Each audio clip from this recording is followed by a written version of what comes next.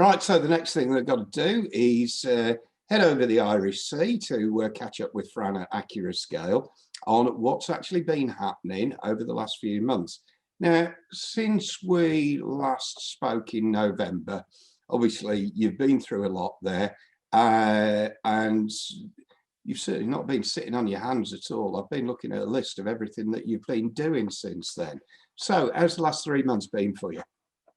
It's been very busy. Obviously, we've been stuck in a pretty strict lockdown since Christmas. So there's nothing better to do, so we might as well work. And we've been working hard. And as you'll have seen from all the news items we've had come, particularly in the last, I suppose, 6 weeks or so, there's been lots of progress on a lot of projects that people were asking about, such as obviously we debuted the first tooling samples of the Mark V's, both the TPE and the Caledonian Sleeper, and they've done them really well.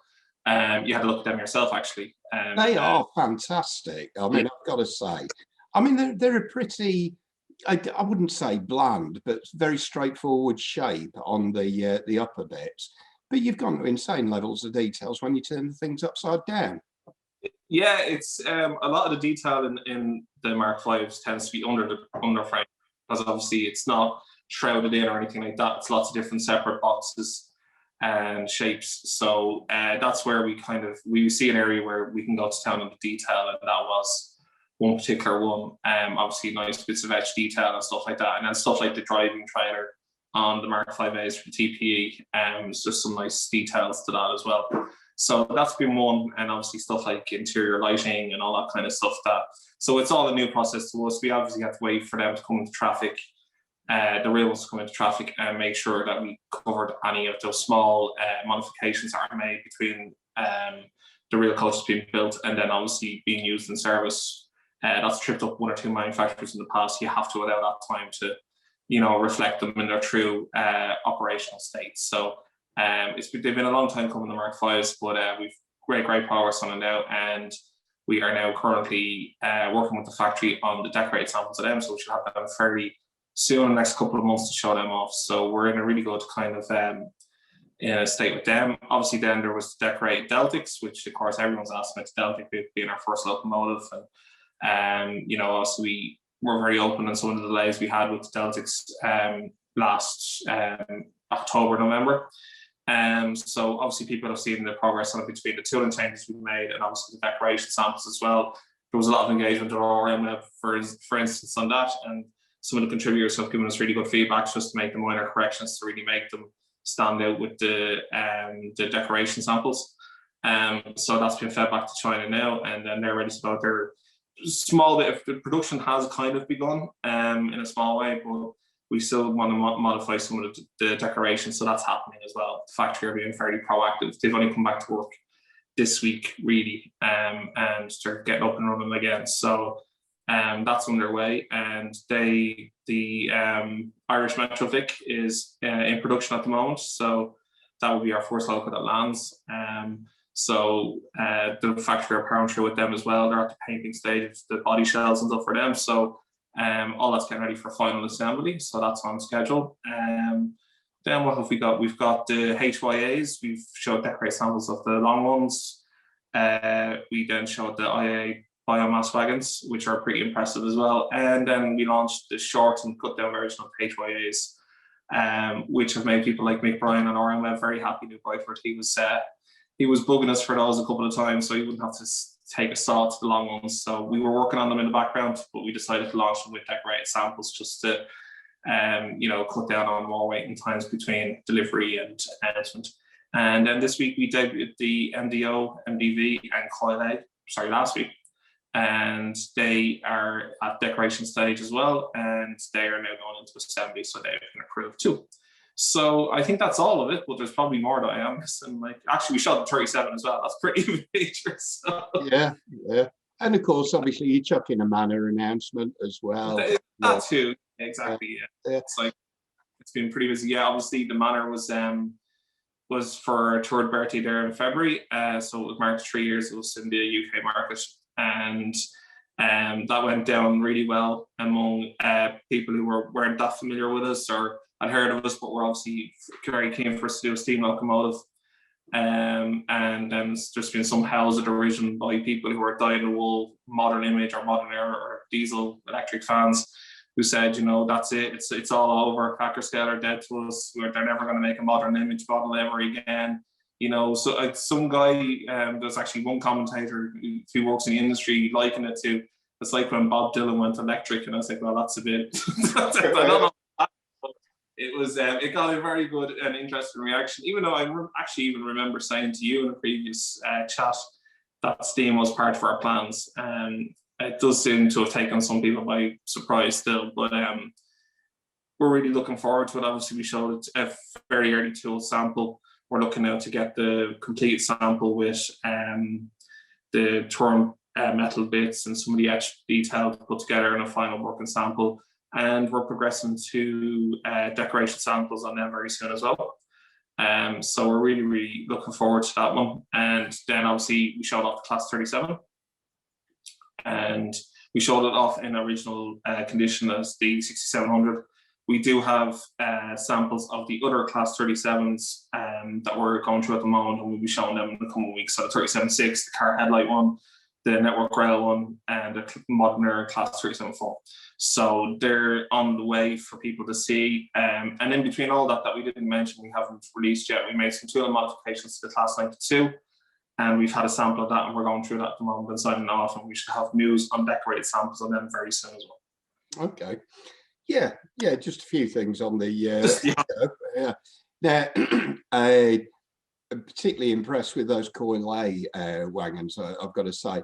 But that's part of your sensible rationale. You've got a platform there that you were looking at, obviously the chassis with the MDOs, MDVs, and obviously develop that. And you've got a bit of another little announcement for us, I believe, a little bit later on.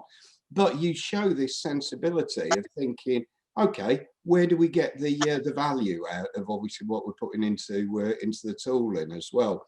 And I've got to say, looking at things like the MDO and the coil A's, of wagons to that standard coming out at roughly the equivalent, what, 25 quid a wagon is 3 packs at sort of like £75 or whatever.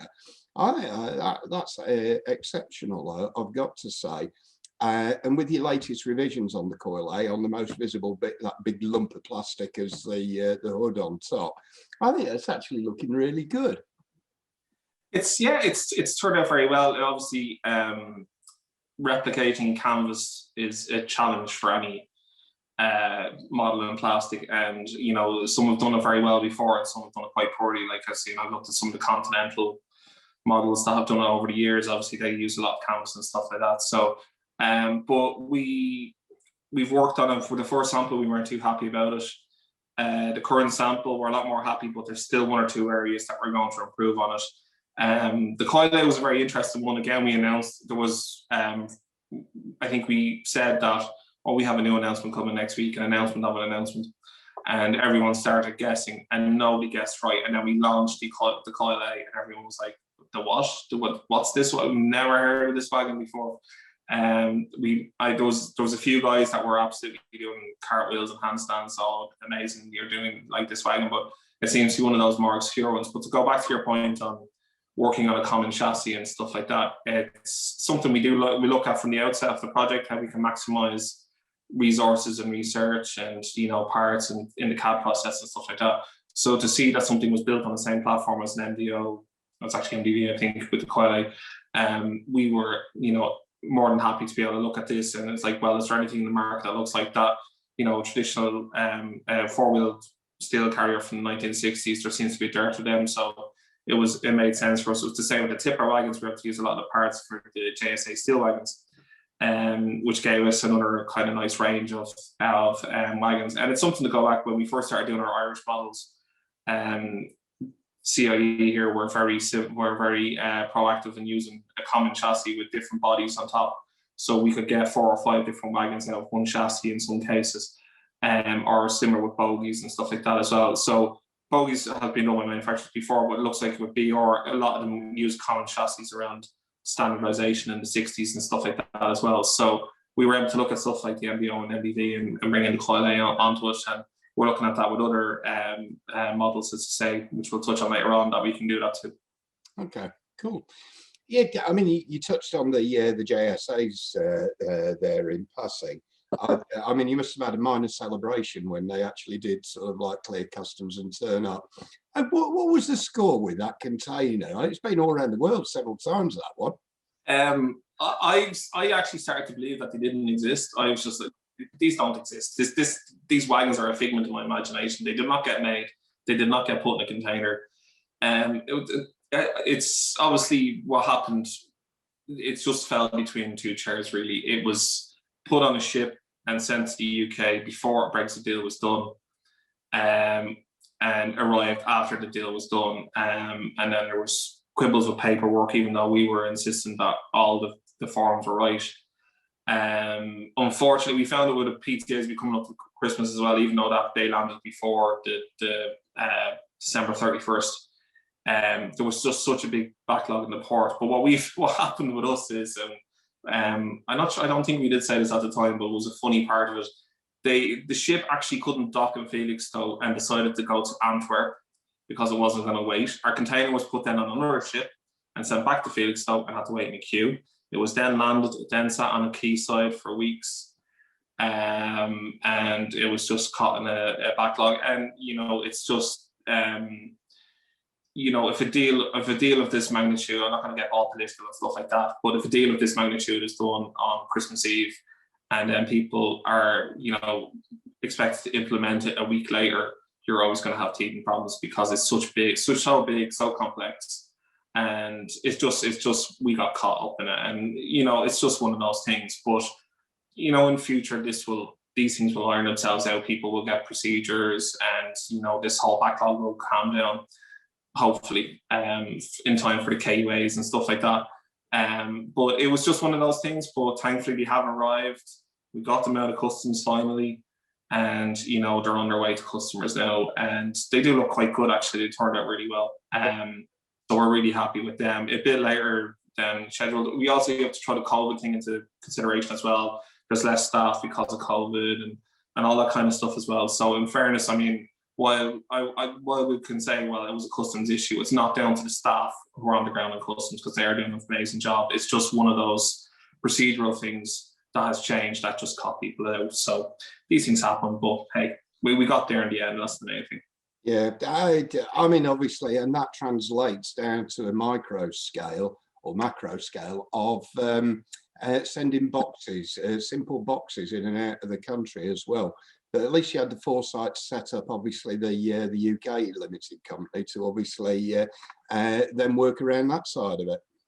Yeah, it's actually quite funny because we've been sending some of the stuff from our Dublin distribution centre to the UK, and that's been working quite well because we're collecting the VAT, so people aren't getting hit on the door with VAT charges and all that kind of stuff as well. So we have that working quite well as well now. And that kind of had a bit of a glut with our Irish stuff in January when just kind of there was a lot of strain on the parcel service because of COVID situation.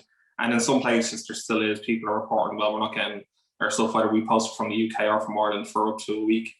But it's just merely because there's some parts of Royal Mail, and we've talked to Royal Mail about this, and DPD and others, it's just they're still under strain due to reduced staff numbers with COVID, and clog up from customs is clogging up the domestic network as well for parcels. But the domestic network is calming down, which is great, and customers have been really understanding of that, and we really thank them for their patience on it. It's just one of those things. We dispatch the parcel, you get your tracking information, and you can keep a track on it. One or two have gone missing, but we've worked to replace them for people, and they've been very thankful of it as well. So it's just the times we're in at the moment with double whammy between COVID and the change in customs situation. But again, we have brighter days ahead, so we'll be all good. Okay, cool. All right. Well, good luck with all of that. But we touched on, obviously, a little bit earlier about getting value out of chassis and so on. So you've got another little bit of news to break as well. We do. It's not so much an all-new wagon range. It's usually utilising an existing wagon to create a new range. So about this time last year, our PFA wagon arrived, which went down very well indeed, and we done a number of different loads on it, between a full height coal container for Carwoods, British Fuels, and CPL. We've done with Rouse Sheffield. We've done the low level nuclear waste. We've done the gypsum containers. We got a lot of calls, especially on the back of the nuclear container. The nuclear low level nuclear waste containers sold out so quickly. It was just unbelievable. We done 2 runs of them and they were going out of stock in days. They were just so popular. And we got calls from people and photos. It's like, well, there's all these other range of interesting nuclear traffic on PFAs. Would you consider doing them? So what we've done is we've decided we will push ahead and do them when we've done our research. So we are now launching 5 new loads to go on PFA wagons, which feature a lot of these interesting and quirky nuclear wagons. And they'll come in packs of 3 and we can go through them. So the first one is going to be a pack that's exclusive with Accurascale. One of our Accurascale exclusives, you can only get them from us. The first one is a pack of 3 featuring the Dragon non-ISO reusable canister. And this is a 40-litre stainless steel canister of fuel. And this works on the Berkeley workings, and it appeared around 2018. And usually works with 2 ISO 20-foot containers. So that's going to be a nice, interesting pack. So then the next one, we are doing a lot of these trains operate with 20-foot containers, and this is a different panel one-to-one that will go with the Dragon. And this carries reprocessed uranium from Sellafield to Russia, and they usually run around wagons of our train loads of 15 wagons with 2 barriers, or sometimes 11. It depends on the workings. So they can be seen going usually from Hull, but they've also used Felixstowe and they've used Amiens as well. These are very familiar with Class 37s, Topham and Town, including our own Class 376s, and in more recent years, Class 68s. And I think 66s as well have been seen on them. So they'll form a nice kind of uniform long train of reprocessed uranium. Then we have the very quirky looking new pack, which is used for intermediate level nuclear waste. And these carry drums in 2 boxes placed on a transportable frame. So they will be in a pack as well. And then they are going a long time now. They've been seen with pairs of Class 33s, past 20s, again, Class 37s, and they're nice and colourful. And they are getting replaced at the moment by Nova Pack, which again kind of looks similar, but the boxes are different on the frame.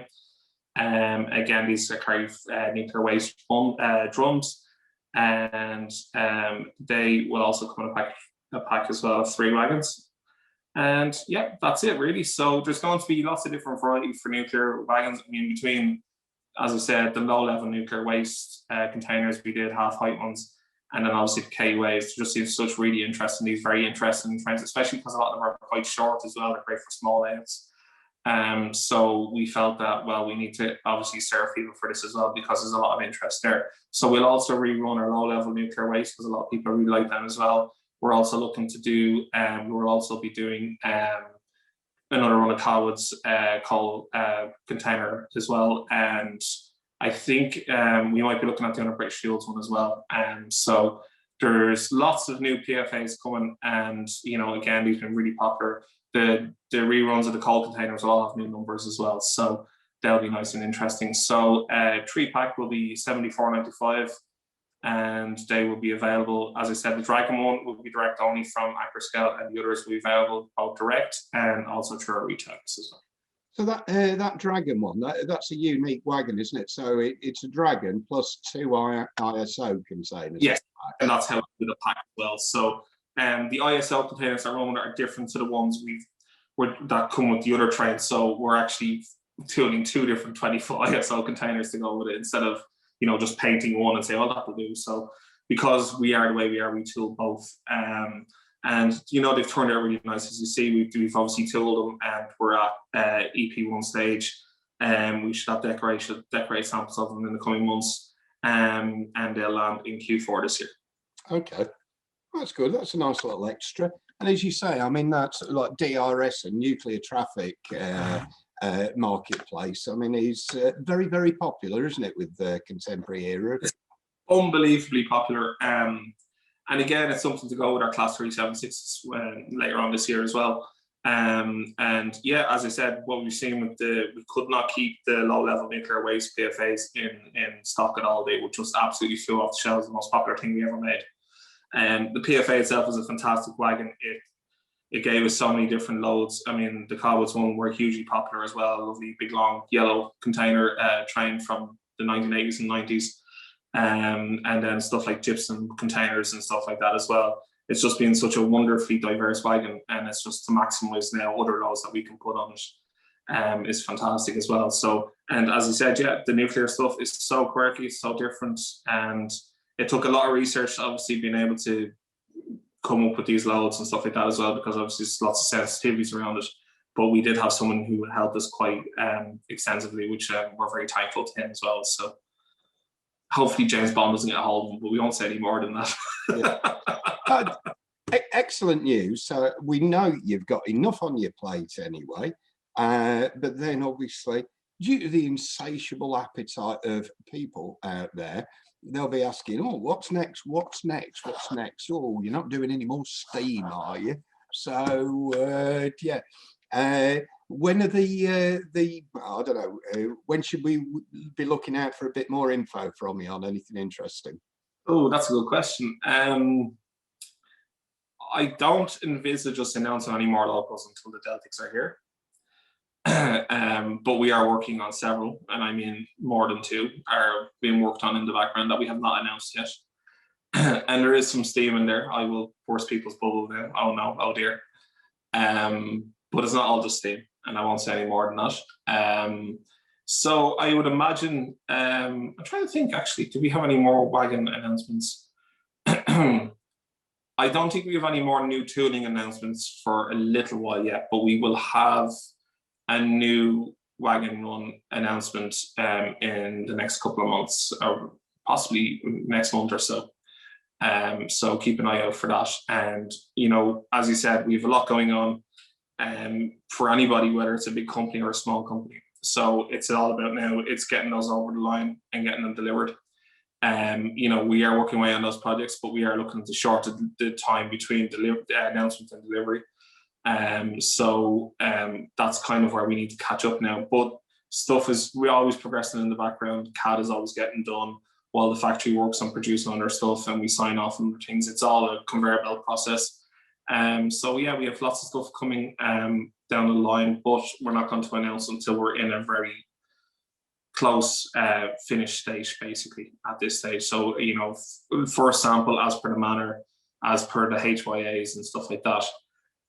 So yeah, look out for more stuff this year, and you know, COVID permitting and all that, it won't be a long wait before they are on people's layouts and in their collections as well. Excellent. Thank you very much. Wish you well over the next few months, and I'm sure we'll catch up again in due course. Well done, Fran. Let's hope we see each other at a show very soon.